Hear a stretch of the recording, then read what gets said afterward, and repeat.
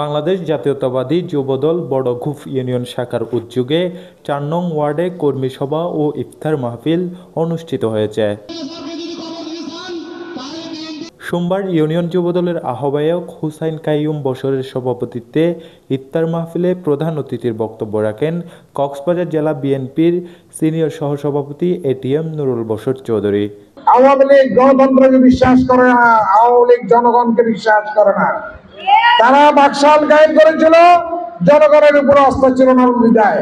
তো সুতরাং এই আওয়ামী লীগ গত বিগত 15 বছর শেখ হাসিনা একটা ফ্যাসিস্ট সরকার, বিএনপি এবং অন্যান্য অপরাপর রাজনৈতিক দল, বিএনপি 15 বছরে আওয়ামী লীগের বিরুদ্ধে আন্দোলন করেছে।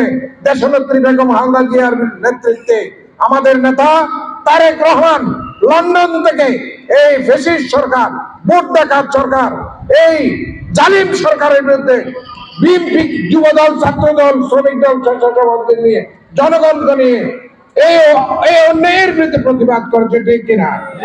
আমাদের বড়ঘুপ ইউনিয়ন যুবদলের সিনিয়র যুগ্ম আহ্বায়ক নাসির উদ্দিনের সঞ্চালনায় উক্ত ইফতার মাহফিলে উপজেলা বিএনপির সাবেক সহসভাপতি নুরুল আফসার, ইউনিয়ন বিএনপির সভাপতি আবুল কালাম আজাদ, উপজেলা যুবদলের আহ্বায়ক হুমায়ুন কবির হুমায়ুন, সিনিয়র যুগ্ম আহ্বায়ক জাহেদ খান শিকদার, উপজেলা শ্রমিক দলের সভাপতি শাহাদাত হোসেন ভুট্টো, উপজেলা যুবদলের যুগ্ম আহ্বায়ক জিয়াউর রহমান জিয়াসহ যুবদল, ছাত্রদলের নেতৃবৃন্দ বক্তব্য রাখেন।